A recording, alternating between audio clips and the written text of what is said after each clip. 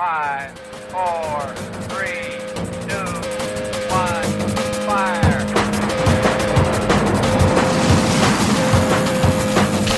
The only thing we have to fear is fear. Mile 18. This is Endurance Nation.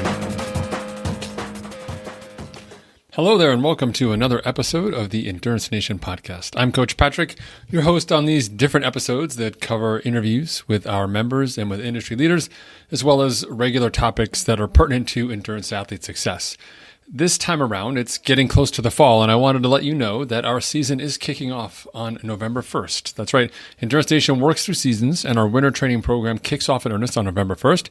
If you head over to endurancenation.us, you'll be able to enter your email address to get all the details about what's coming up and learn why starting in November is super important and how we can work with you over the course of the winter using our patented out-season program and the subsequent training phases of the year to create the conditions and knowledge you need to be your better and faster self. And if you're ready to get started early, can't wait till November 1st, we have a durability program for you too. So once again, head over to endurancenation.us, enter that email, learn more about what we are doing here over the course of the year, why Endurance Nation is different, why training with a team is the way to go, and how we can help make you successful.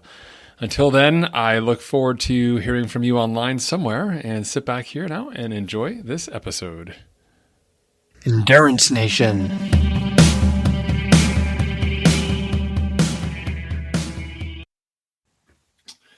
Hey everyone, Coach Patrick here from Endurance Nation, back with another weekly Coach Videocast podcast. This is part of our educational series to make sure that you, the endurance athlete, are 100% ready to be your personal best, whether that's in a training session, whether that's across a season, or it's for an event. And while many people are focused on what's the hottest news, where's Kona going to be this year, what race is happening, and what supplement can I take now that suddenly it's legal, here inside Endurance Nation, we work from a bigger perspective. We zoom out and give you mental maps, models that you can use to become a better athlete by making important structural decisions that have compound benefits across the year. It's not the sexiest type of work, but gosh darn, it's crazy effective, as can be evidenced by the fact that we are in our 15th year as a company, and we've helped over 20,000 athletes reach their finish line in a variety of events, and many of those athletes reach multiple finish lines over time as well. Some of our earliest members who started in 2007 still on the team, which is just amazing to have here as a resource. And just speaks volumes about the quality of people inside our community. Nothing about me, I'm just a guy, but for everyone else, just kudos and thank you for making Endurance Nation a special place. So, as my microphone zooms in here, I want to talk to you this week about getting your endurance house in order. The theme you'll find a lot in the fall here revolves around specifically making sure that you're ready for what's going to be happening next season. And the best way to do that is to sort of clean house, if you will. So, for most of us transitioning seasons, you've had to put away those summer clothes, shed a tear for that, tank top that you love and those flip-flops, and instead get out the winter clothes, make sure that you're ready to go, right? Same thing for your training clothes. Also, too, for like patio furniture and whatever else that you do inside your daily life. The seasons are here, seasons are changing. And the best way to make sure that we're ready to move forward and succeed is to tie up all those loose ends. We want to get our endurance house in order. And I've got 4 specific topics that I want you to think about today. Number 1, perform an equipment review. So there are some things that will be front of mind for you because there's a certain sort of bias towards either a specific discipline if you do multidisciplinary activities or a specific piece of equipment. Maybe you're just like a shoe person and you just love shoes, and so you're always obsessed about the latest shoe, and you're not thinking at all about, say, your watch or technical gear, for example, or a treadmill or whatever other elements may complement your running experience and help you become a better athlete. Or orthotics, or stretching paraphernalia like a yoga mat or something similar like that. Yeah. So instead, what I want you to do, rather than relying on those biases, is to perform an equipment review. So sit down and just write out the columns by discipline of all the sports things that you use. So everyone has their main sport of choice. And then you have like strength training. You'll probably have some flexibility training. Maybe there's some cross training. So I imagine anywhere from 2 to 3 columns as we go. It's possible that if you're a multi-sport athlete, you may have 5 or 6 columns, but write those out. And then let's work down in order of the equipment that you use from the most used to the least used, right? So for cycling, I use my bike all the time, and I also use my indoor trainer, and I'm also using Zwift, right? So those are sort of the top 3 things on my list. Then there's a bunch of other things I use, like cleats and other stuff, right? So go through and do that for all of your disciplines and make sure that those top 3 items in each one, you can just go 1, 2, 3 for the top ones and then draw lines underneath them all. Make sure that those 3 items are optimized for you to be successful. So take the biggest pieces of those disciplines and make sure that's going well. If any piece of equipment inside that space is more than a couple years old, it's worth a good long look to decide what you want to do about it. Of course, they don't make things now like they used to. So if you've got a piece of equipment that not only do you love, but is functional and fantastic and you trust it and it works, I'm not saying get rid of it, but I am saying we want to perform a review and see what's there. If you love that piece of equipment, don't want to change it at all, where else on your list can we add something that maybe is worthwhile in terms of making changes on? Now's the time to do it in the winter. We can plan ahead either financially to save. We can plan ahead either to integrate it into your training program, or we can plan ahead subsequently to say, I'm going to prioritize this element over that element. It puts you in control. Don't do this, and then something happens, something pops up. You've got to make changes on the fly. It's no bueno, right? And costly. All right, next one. Here you go. Scan your training setup. How are things organized for you inside your world as an athlete, right? Where do you have to go for things? So for me, inside my house, I've got my gear area, which is my closet. I've got my running clothes and exterior stuff, which is in the downstairs closet.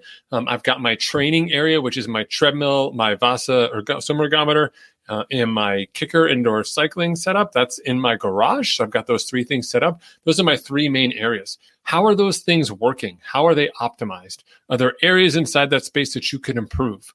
For me, the biggest piece of friction I have all the time, regardless of the season, hands down, is managing my clothing. Like the apparel problem is always a problem.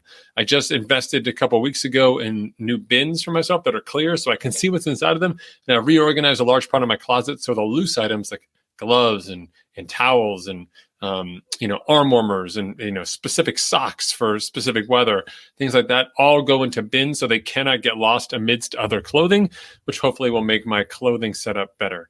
But you want to take a look at all of those geographic elements, make sure that you've got those organized well and that they work together as a whole, right? If you have to leave your house to go swim, then you need to have a setup for you to be able to leave your house to go swim, right? If you leave your house to go to the gym, then you need to be able to take with you like a little modular setup with the towel and the clothing and whatever other sort of accoutrement that you need to make sure that you're successful. But we want to have that process baked in and make sure it's efficient.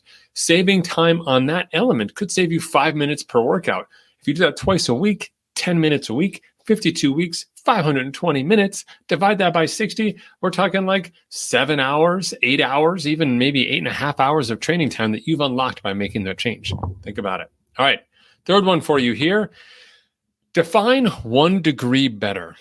And this is an important one. I think when people make goals for the year, they think about big changes, right? I'm going to crack a certain milestone running, whether it's distance or time at a specific event or number of events or qualify for something or whatever that may be.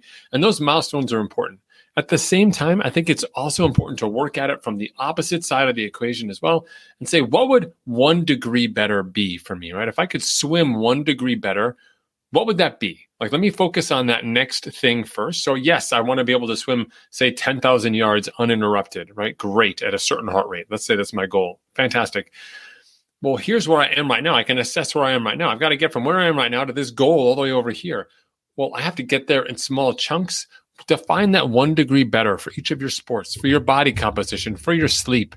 Really get in the habit of defining what that next incremental step will be and take that action.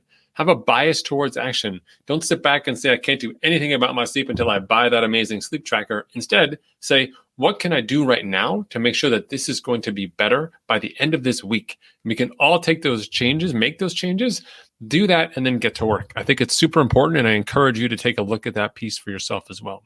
Okay. The fourth and final piece for you as I blitz through this topic here, trying to get ready for the Men's World Cup game later today. I would love for you to specify 1 specific change you're going to make per month for the next 6 months. That's right. So I actually want you to map this out because life happens, right? We start off and say, hey, I'm really going to improve my body composition. You find your 1 degree better is, say, having a healthy lunch every day, right? That's your 1 degree better. Your goal is to lose 10 pounds that you need to lose, and not just because of losing 10 pounds, right? I want you to make healthy decisions. But across the 6 months, there's other changes that we have to make. Some of the changes that you will implement will have immediate rewards. Some will take longer to get there. Others require different multiple steps. But what happens is once we open the can of worms, say on body composition or perhaps on a particular discipline, like say running or run streaking, all of a sudden we start to really deep dive into one specific area and we lose sight of the macro level elements that are also important to us. So by scheduling out one change to consider per month in a way that makes sense now, could be flexible later, is a reminding mechanism for you in, a month, in 2 months, in 3 months to say, oh, hey, I was going to get back into the pool and start swimming now. My one change I'm making now is swimming 3 times a week instead of 2 times a week in March. It's March. I forgot about it, but I wasn't going to do it. But here I am again, and this is my goal. It's also an opportunity for you to check back in on those other goals that you've had on those other months. So it's a simple piece of paper, a tab on your computer or a document, some version in your calendar of 6 changes that you're going to make across the course of 6 months with those reminders, an opportunity for you to make sure that you stay on track with making those long-term systemic improvements over time. So when I talk about getting your endurance house in order, it's not just the logistics and the equipment and the cost associated with those items. It's also the structural projection you have for how you imagine improvement happening over the next 6 months, training plan aside, but the steps that you tangibly are going to take to become a better athlete, better sleep, better nutrition, better stress management, better execution of specific areas of your race, whatever those elements are. That cost is time associated, not money associated. Time, money, competing for your attention, both have equal outcomes in terms of value, perhaps different in terms of your satisfaction related to those items, but both are equally worthy of your consideration. I want to thank you for tuning in for today's quick talk on getting your endurance house into order. If you got more questions about Endurance Nation, visit us online at endurancenation.us. You can find us on Facebook, just where you're watching this video, or on YouTube or a podcast as well. Just Google Endurance Nation and whatever your endurance topic may be. We've talked about it, had an athlete do it. I have training plans and coaching resources available to help you achieve those goals. Hope you're having a fantastic week, enjoying this transition here we have right now into the fall, and look forward to catching up with you next week at our next conversation. See you.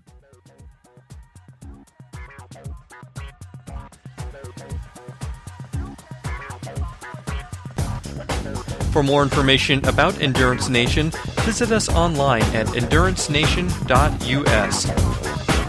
The provided music is from the Podshow Podsafe Music Network. Check it out at music.podshow.com.